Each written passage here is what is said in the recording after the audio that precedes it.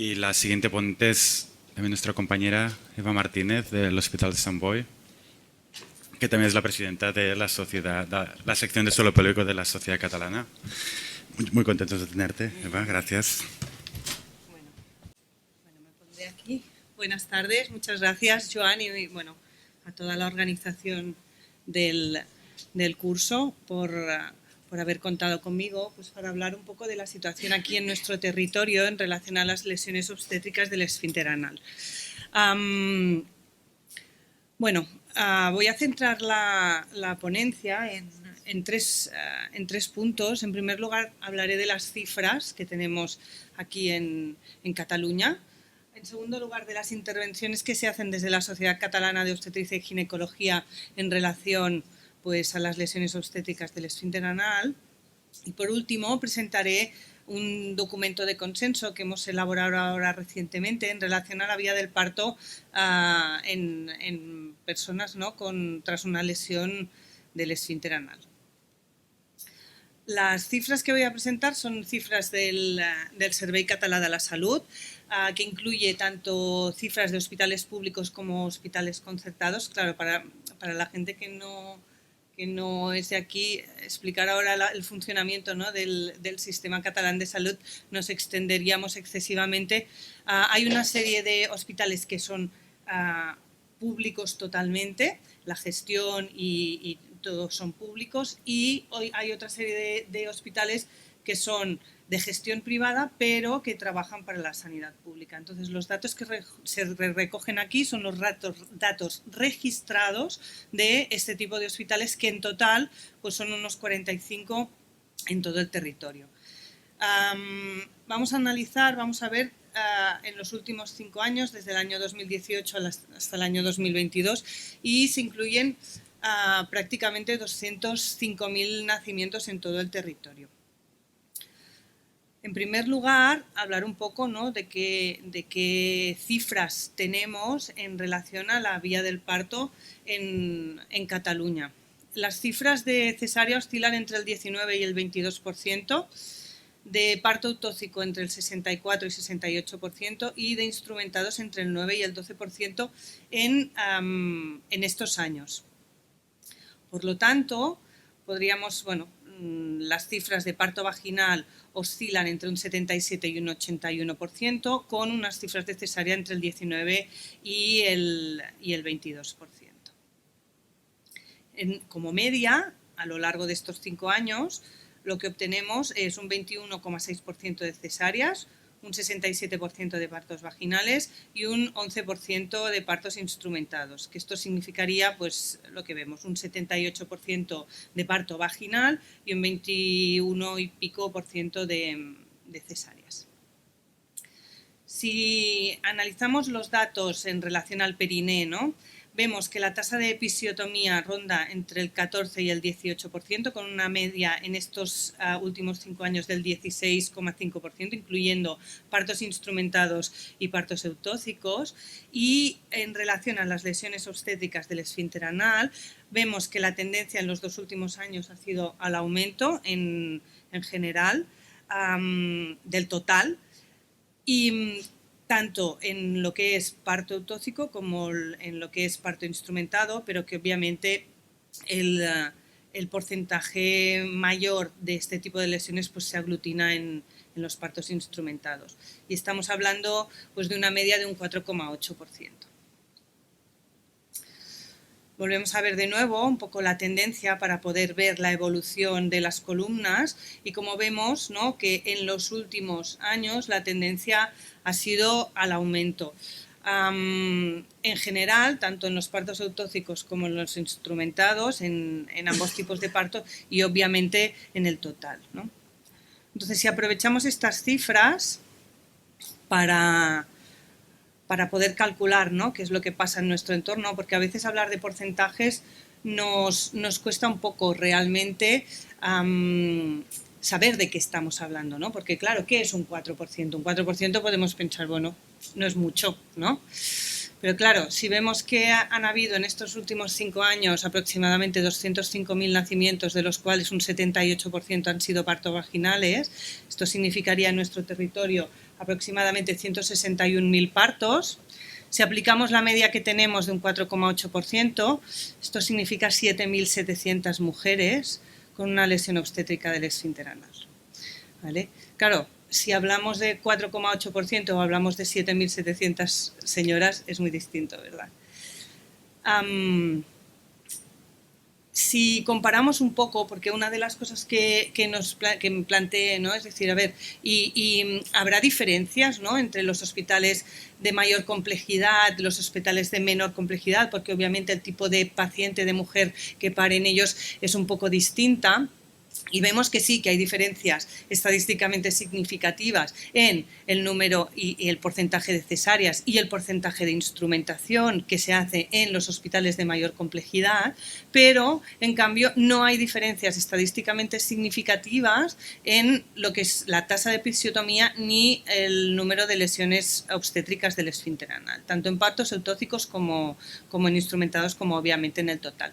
Y llama un poco la atención, ¿no?, las curiosidades estas de la estadística, que incluso el porcentaje de episiotomía es algo mayor en hospitales de menor complejidad, ¿no? Que si pues la lógica nos diría que quizá debería ser al contrario, ¿no? Pacientes de menor riesgo obstétrico, bueno, pues el uso de episiotomía debería ser menor, pero bueno, no ha sido así.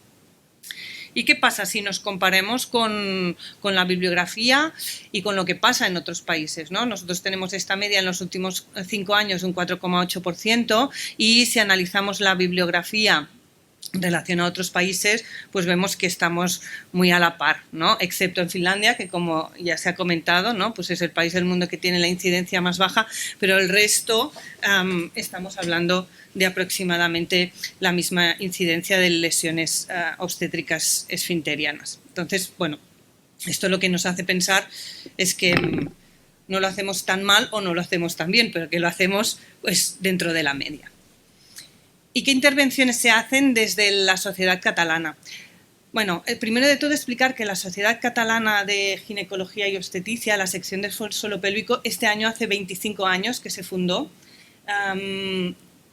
Incluso se fundó antes que la sección española de suelo pélvico, es curioso, ¿no? Y esto quiere decir que, bueno, que en nuestro territorio siempre ha habido mucha sensibilización, ha habido mucha gente interesada, hemos conocido, ¿no?, o muchos de vosotros ya conocéis al doctor Pere Brascó, que está aquí, pero también está el doctor Lluís Amat, que fueron junto con la doctora Montse Espuña pues los fundadores de esto, que al principio era un grupo de trabajo y que finalmente se acabó convirtiendo en una sección dentro de la sociedad catalana. Esto lo digo porque realmente siempre ha habido mucha sensibilización y mucho interés en relación a ello. Y se han organizado a lo largo de estos 25 años multitud de talleres de maniobras de protección perineal, de identificación y reparación de lesiones obstétricas del esfínter anal y de sutura perineal.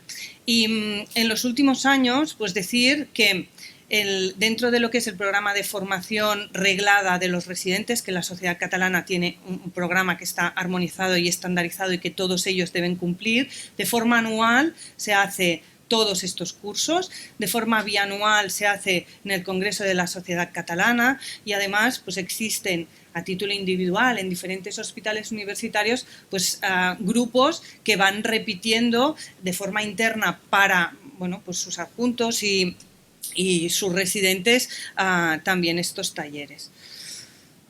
Además, ahora este año pasado hemos editado dentro de la sección una serie de vídeos didácticos que son 3. Uno que es sobre la técnica de sutura de perineal, ¿no?, para desgarros de segundo grado y episiotomía.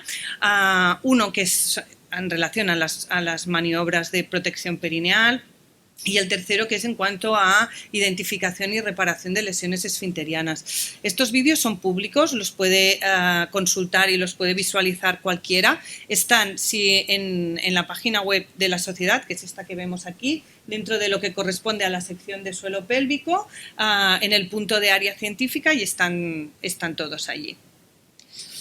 Y por último, explicar el documento de consenso que hemos elaborado junto con la Sociedad Catalana de Cirugía en relación a la vía del parto después de una lesión del esfínter anal. La realidad es que en relación a este tema hay una amplia bibliografía, pero las conclusiones que existen son variadas y realmente no tienen una evidencia suficientemente fuerte. Este fue el motivo por el cual decidimos redactar este documento de consenso, que ahora os explicaré un poco cuál fue la trayectoria.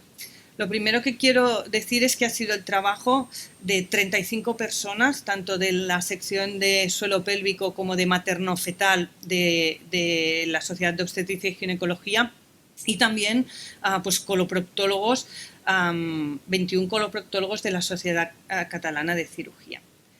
El objetivo principal o inicial fue realizar un documento de consenso con unas pautas de recomendación en relación a la vía del parto en los casos en los que hubiera un antecedente de una lesión del esfínter anal, y lo queríamos dirigir pues a todos aquellos profesionales que se dedican al seguimiento y a la asistencia al parto, para poder pues asesorar y tomar conjuntamente con la mujer la mejor decisión en cuanto a eso, en cuanto a la vía del parto tras haber sufrido una lesión de estas características. ¿Por qué? Pues porque la bibliografía nos dice que hasta un 60% de las mujeres que han sufrido una lesión obstétrica del esfínter anal tienen un segundo embarazo y un segundo parto. Por lo tanto, es importante saberlas asesorar correctamente, para intentar disminuir la aparición de incontinencia anal o el empeoramiento de unos síntomas que ya puedan existir.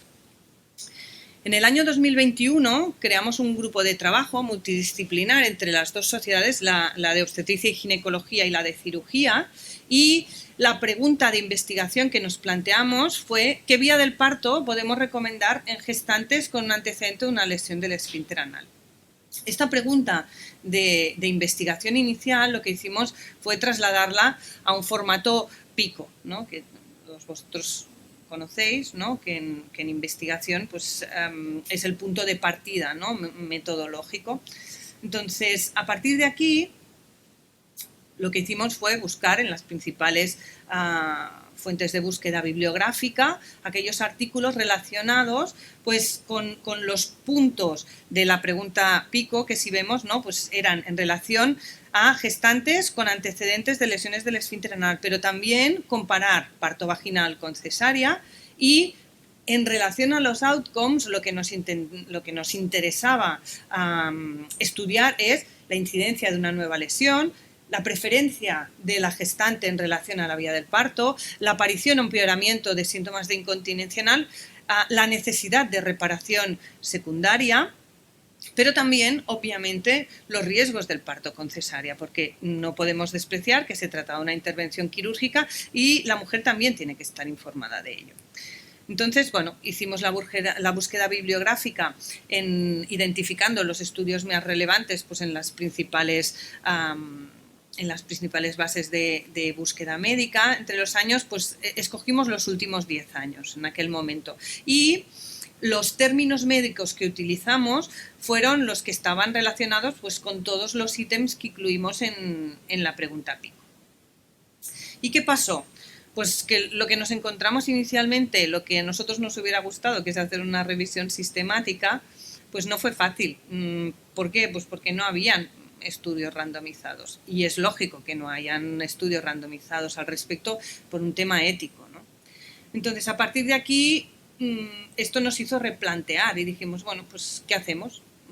Y decidimos redactar un documento de consenso utilizando la metodología Delphi. La metodología Delphi es un sistema de investigación que es cualitativo y que lo que pretende es llegar a un consenso entre expertos a través de una serie de cuestionarios que se responden de forma anónima. ¿Vale? Entonces, el grupo coordinador inicial, que era el que habíamos empezado el proyecto, que éramos 7 personas, 4 ginecobstetras y 3 cirujanos, lo que hicimos es intentar pues definir un grupo de expertos. Y este grupo de expertos pues tenían que ser, obviamente, pues personas con una experiencia demostrada tanto en la clínica como en investigación y publicaciones pues, en relación al tema que estábamos tratando. Lo que hicimos es, basados en la revisión no sistemática que pudimos hacer y en los ítems de la pregunta Pico, pues generamos un cuestionario que tenía 20 ítems, 20 preguntas en relación a estos temas, que se mandó a través de un Google Form de forma electrónica y que había que responder de forma anónima. Y además se respondía, pues según el grado de acuerdo o desacuerdo, a través de una escala de Likert de 6 puntos. Lo que establecimos inicialmente, que esto metodológicamente debe ser así, es que se harían 3 rondas de preguntas y es decir, que el cuestionario se pasaría 3 veces y en aquellos puntos donde no se llegara al consenso, pues no se llegaba. ¿Por qué? Porque el hecho de no llegar al consenso también es un significado. Si no estamos de acuerdo en algo, significa que aquello no está tan claro y no lo podemos recomendar. Y definimos consenso cuando los valores de las respuestas se agrupaba el 75% de las respuestas en los valores extremos, es decir, o totalmente de acuerdo o totalmente en desacuerdo. ¿Vale? A partir de aquí, vemos un poco, he puesto directamente lo que es el documento, que como es de la Sociedad Catalana está en catalán, pero lo leeré en castellano para que lo podamos entender todos, ¿no? El resumen de las recomendaciones, en cuanto a recomendaciones generales, se recomienda proporcionar información sobre los riesgos del parto vaginal y de la cesárea para que la gestante pueda decidir la vía del parto. Se recomienda fomentar la participación de la gestante y tener en cuenta sus preferencias en la decisión respecto a la vía del parto. Hay que informar de que existe un riesgo aumentado entre 3 y 6 veces de sufrir una nueva lesión esfinteriana si se opta por un parto vaginal. Y se recomienda también informar que si se produce una nueva lesión esfinteriana, el riesgo de sufrir incontinencia anal es 1,5 veces mayor, incluso a largo plazo. Se recomienda también informar que el objetivo principal debería ser que no aparezcan o empeoren síntomas de incontinencia anal. En relación a la vía del parto, no se puede recomendar un parto vaginal en todos los casos, tampoco se puede recomendar o deberíamos recomendar una cesárea en todos los casos y lo que sí que se recomienda es una conducta preventiva basada en los factores de riesgo de las lesiones esfinterianas. Por lo tanto, evitar la práctica de un parto instrumentado en estas mujeres. Si hay necesidad de instrumentación, deberíamos priorizar el uso de vacuum obstétrico. Se recomienda practicar una cesárea si durante el trabajo de parto se anticipa un parto difícil o instrumentado. Se recomienda practicar una cesárea si hay una sospecha de un feto macrosómico. Y también practicar una cesárea en los casos en los que existe síntomas moderados o severos de incontinencia anal, entendiendo como tal cuando existe un Wexner mayor de 5 o una escala de St. Marks por encima de 8, y también en los casos en los que se ha realizado una reparación secundaria. En relación a la episiotomía, lo que se recomienda es que si se opta por un parto vaginal y se cree indicada la práctica de una episiotomía, esta debe ser siempre mediolateral. No hubo consenso ni se puede recomendar hacer una episiotomía sistemática en estos casos. En cuanto al resultado de las pruebas diagnósticas, podemos recomendar un parto vaginal en las mujeres asintomáticas cuando la ecografía endoanal y la manometría no rectal son normales. Me gustaría decir también que este documento, una vez estuvo redactado, fue supervisado, fue aprobado tanto por la Asociación Catalana de Comadronas como por la Asociación Asia, que es una asociación de pacientes con incontinencia anal. Y debo decir que para ellas fue muy importante este punto, porque realmente la asociación es de incontinencia anal, es decir, incluye hombres y mujeres, pero la mayor parte de personas que forman parte son mujeres y además la mayoría de ellas tienen una incontinencia anal secundaria a un parto, ¿no? Entonces, para ellas, que se elabore un documento donde se tenga en cuenta su opinión a la hora de abordar un nuevo parto vaginal, pues debo decir que estuvieron muy agradecidas, ¿no?, de la iniciativa. ¿Y cuál es nuestra línea de trabajo actual, ¿no?, y en la que un poco vamos a centrar nuestros esfuerzos? Pues será la prevención y la disminución de la incontinencia anal en la mujer. Y pienso que en esto, ¿no? Aparte de lo que ya hacemos, de las maniobras de prevención de las lesiones obstétricas en el momento del parto, pretender que estas sean un 0%, pienso que es imposible y que además no sería realista, ¿no? Pero sí que debemos intentar evitar o disminuir el número de aquellas lesiones ocultas. Y aparte de la formación en cuanto a identificación y a reparación, lo que creemos que ahora mismo, ¿no? deberíamos aglutinar nuestros esfuerzos es en el screening de las pacientes con partos de riesgo, para que estas lesiones ocultas y que han pasado desapercibidas en el momento del parto no se detecten 20 años más tarde cuando la señora presenta síntomas, sino que se detecten lo antes posible. ¿Y por qué? Bueno, pues porque vemos que cada vez los cirujanos coloproctólogos están más a favor de la reparación de la esfinteroplastia y porque además, tal y como hemos visto, hay otros puntos, ¿no? de tratamiento que se están investigando y que quizá pues, haya un porcentaje de pacientes que se podrían evitar y así prevenir en el futuro la aparición de síntomas. Y nada más, muchas gracias a todos y además, bueno, estas somos las integrantes de la Junta actual de la sección del suelo pélvico. Somos todas mujeres, somos todos muy jóvenes, pero con muchas ganas de seguir trabajando, pues eso, en beneficio de las pacientes y de las disfunciones del suelo pélvico. Y nada más.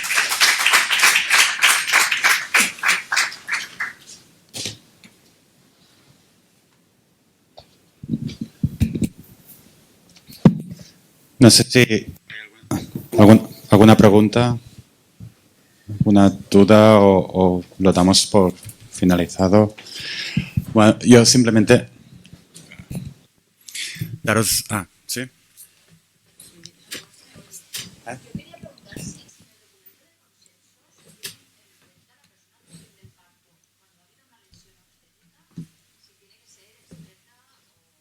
Mira, este es un documento sobre la vía del parto en lesiones esfinterianas. Sí que es verdad que hay una pincelada sobre el uso de episiotomía, porque esto es un tema que cuando generamos el cuestionario salió y decidimos incluirlo, pero no habla en ningún momento, si te fijas, sobre las maniobras que hay que practicar en el momento en el que se decide un parto vaginal. Podríamos hablar de infinidad de cosas, de la posición que se debe adoptar en el momento del parto, del uso de anestesia epidural, del uso de compresas calientes, de quién debe atender este parto.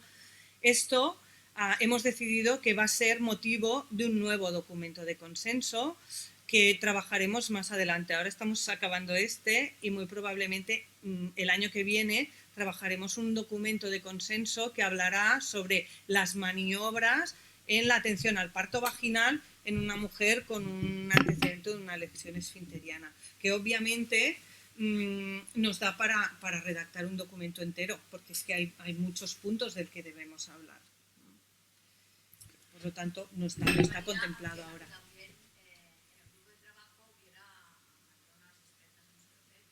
Claro, obviamente, ya estamos en contacto con la Asociación Catalana de Comadronas para ello, obviamente. Lo que está claro es que para decidir la vía del parto, consideramos que esto era un tema médico y que debíamos trabajarlo juntamente con los cirujanos coloproctólogos. Una vez pasamos a hablar de la atención al parto vaginal, obviamente aquí no entran los cirujanos coloproctólogos porque estas personas no atienden partos y en cambio sí que entrarán otro tipo de profesionales como son las comadronas. De todas maneras, una vez tuvimos redactado el documento, por deferencia, lo pasamos a la Asociación Catalana de Comadronas para que nos pudieran dar su opinión y ellas estuvieron de acuerdo, obviamente, en que lo que allí estaba redactado pues estaba bien. Yo te quería preguntar, en cuanto a pruebas complementarias después de un parto con lesión esfinteriana, claro, hay distintos grados, distinta sintomatología, ¿no? En el documento de consenso hay una recomendación de a qué pacientes hay que hacerle una manometría. No, porque en este caso es vía del parto después de una lesión esfinteriana, no seguimiento de las lesiones esfinterianas. No, pero claro, yo... hay Claro. tantos Sí. puntos, ¿no?, a hablar en relación a ello, y realmente...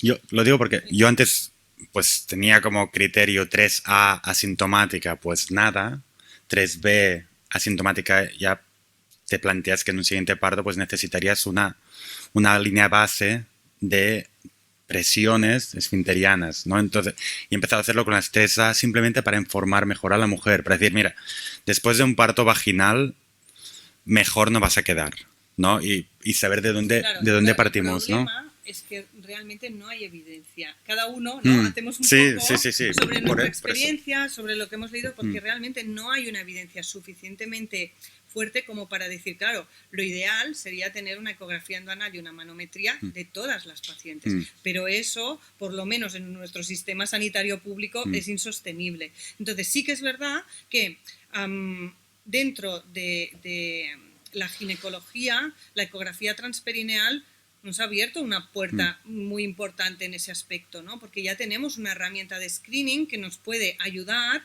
que esto sí que lo podemos hacer a todas nuestras pacientes, porque todas ellas, estoy segura de que en todos los hospitales, después de una lesión esfinteriana, hay algún tipo de seguimiento por parte en la unidad de suelo pélvico, o el ginecólogo que sea más especialista en esto, porque entiendo que en hospitales más pequeños pues quizá no hay tanta, ¿no?, separación, ¿no?, o subespecialización, pero sí que es verdad que entonces estas señoras, en este seguimiento se puede hacer un screening inicial, si realmente, porque además sabemos que la ecografía transperineal tiene una especificidad y un valor predictivo negativo muy bueno, con lo cual en el momento que tú dices que es normal, puedes estar muy seguro de que es normal, con lo cual aquella señora, hombre, al menos algo de información ya tienes objetiva, ¿no? En aquella paciente en la que tú ves un defecto residual, pues entonces quizá en esta sí que vale la pena, ¿no?, hacer el resto de pruebas diagnósticas para tener más información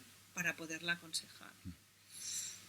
No sé si era esto, ¿no? Un poco. Sí, no, sigo pensando que hay una lesión nerviosa no estructural que da una incontinencia que luego no es tributaria, reparación quirúrgica, pero que también da incontinencia, que esto se ve en la manometría, ¿no? Claro.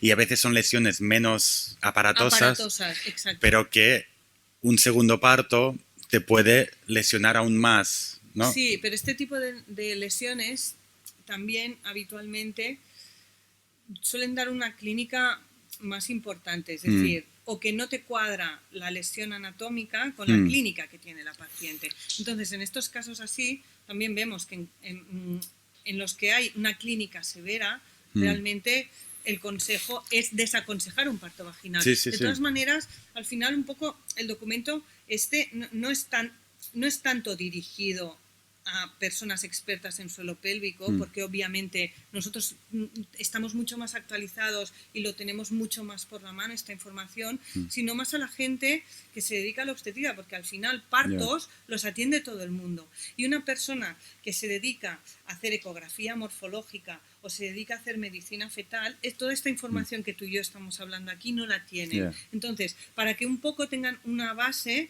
en la que ¿no?, escudarse o de conocimiento a la hora de poder aconsejar a las pacientes, ¿no? Sí. Y también tener en cuenta que la opinión de la paciente es muy importante también, y menos cuando realmente aquello que le podemos ofrecer no es tan blanco o negro, ¿no? Porque, claro, sí, puede tener una lesión nerviosa con una clínica severa. ¿Le podemos asegurar a esta señora que una cesárea le va a prevenir en el futuro de empeorar? No. ¿Le podemos asegurar que un parto vaginal la va a empeorar? No. ¿Le podemos asegurar que un parto vaginal no le va a pasar nada porque, total, ya estás tan mal que más te da? No, es que realmente no podemos asegurar nada. Con lo cual, nuestro deber es darle la información y que ella, bueno, pues entienda y valore qué es lo que prefiere.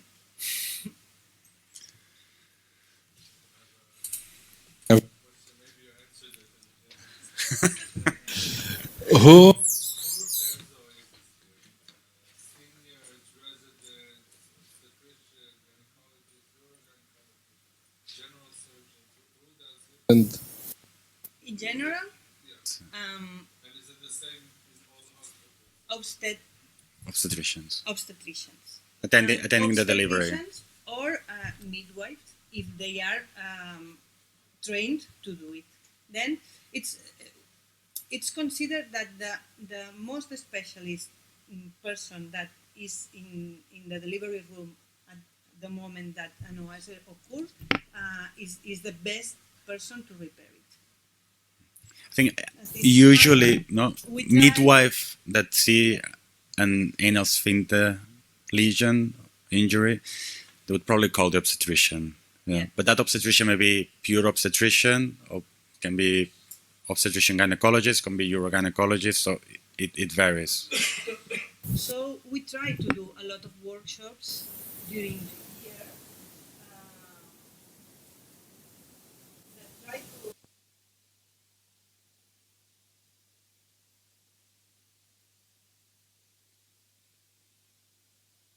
if you identify, try to call the most specialist person that is in the hospital at that moment, because we all know that it's not the same at 10 a.m. in the morning than at 3 a.m. in the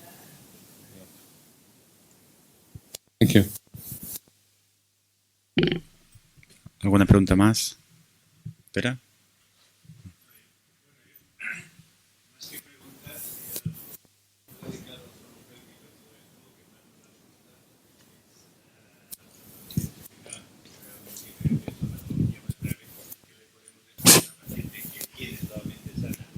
Tener un hijo con toda la alegría, etcétera, etcétera, y que sale con una incontinencia fecal que es lo más grave, que probablemente con la juventud compensará algo, pero que cuando llegue a mi edad será una incontinencia fecal al 100%. Con lo cual, esto realmente es una de las cosas que más me preocupa y más me ha traumatizado en mi vida cuando tengo una paciente que me viene a mi consulta con una incontinencia fecal y sé que le puedo hacer poca cosa ya. Creo que ya sé que soy un poco fanático y obsesivo, pero creo que hoy en día también, y gracias a las secciones de suelo pélvico, etcétera, se puede prevenir y se puede aprender a la gente a suturar correctamente con los kits que tiene la unidad de suelo pélvico, de sutura de periné, de sutura... y esto es muy importante, porque realmente si hay un desgarro y se sutura correctamente, tenemos alguna posibilidad de que podamos hacer algo después. Si hay un desgarro y no se sutura, las probabilidades son muy malas de que podamos arreglar después a esta mujer. Con lo cual, sigo en la profilaxis, en detectar correctamente los desgarros, conocer la anatomía. No es hacer un parto y sacar un niño y cogerlo, es hacer las maniobras para intentar proteger el periné y si hay un desgarro, saber verlo y corregirlo. Coincido completamente y creo que la charla de Marga es muy informativa en este sentido y saber que hay vídeos explicativos y que podemos hacer mucho más de lo que quizá hacemos, ¿no? Y seguro que todos hemos visto gente que solo pone la mano y ya está. Y con esto realmente no dispersas las tensiones, ¿no? Y creo que ha sido muy instructivo y muy educativo el saber cómo hacerlo y por qué, ¿no? Cuál es la ciencia detrás del soporte del periné adecuado, ¿no? Yo creo que, claro, el problema, entre comillas, ¿no?, es que las personas que nos dedicamos a las disfunciones del suelo pélvico estamos muy concienciados en ello, pero es que los partos no los hacemos solo nosotros, los hace todo el mundo. Entonces, hay otra parte de nuestra especialidad que, bueno, tienen mucho más conocimiento, que yo no lo tengo, sobre medicina perinatal, sobre medicina fetal, ¿no? Y que bueno, que esta información que nosotros tenemos tan metida en nuestra cabeza, pues ellos no la tienen. Entonces, este tipo de talleres y documentos, pues va mucho más dirigido, ¿no?, hacia concienciar a todo el mundo, ¿no?, a todo el mundo dentro de nuestra especialidad. No, yo quería decir que hay un dato que no sé si os ha llamado la atención, ¿no?, de que parece que en estos años la tendencia es en aumento de los desgarros del esfínter anal, manteniéndose dentro de los estándares internacionales, ¿no? Yo diría que este dato, que podría ser preocupante, casi lo invertiría y diría que no, que estamos detectando más, ¿no? Sí. A ver, es un dato subjetivo, pero seguro que se ajusta a la realidad porque es el punto de inflexión de cuando se ha hecho más talleres, más concienciación a todo el Y sobre mundo. todo manteniendo las cifras de parto vaginales y de instrumentados y de cesáreas, es decir, que no ha cambiado nuestra práctica obstétrica, oscilamos en unos datos muy similares, ¿no? Y tenemos que aprender de Finlandia. Sí. En relación a lo que comentabas se están haciendo bastantes workshops en los hospitales con la gente que atiende partos y cada vez más se va estableciendo la maniobra finlandesa. Yo creo que poco a poco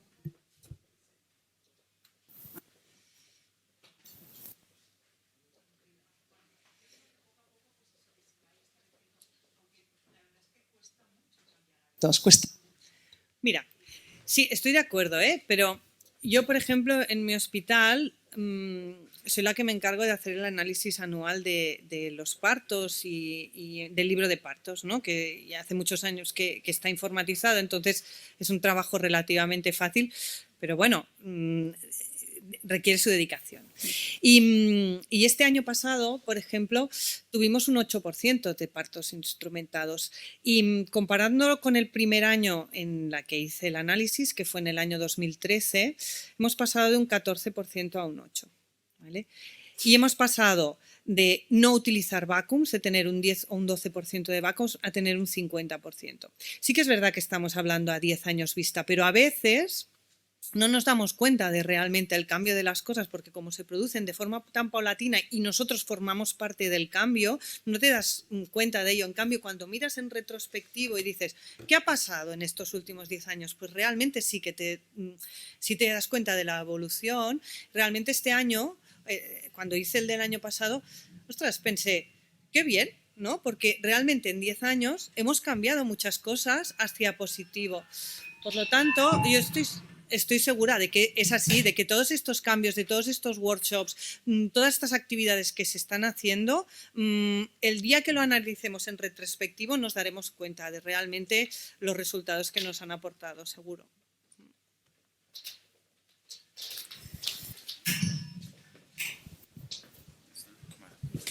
Vale, pues muchas gracias a todos por venir, muchas gracias a los ponentes, gracias a los sponsors y gracias a la dirección, a la doctora Álvarez y al doctor Sala por siempre apoyarnos en estas actividades y esperamos veros otra vez en un futuro, seguiremos haciendo actividades de estas. Vale, muchas gracias a todos, de verdad.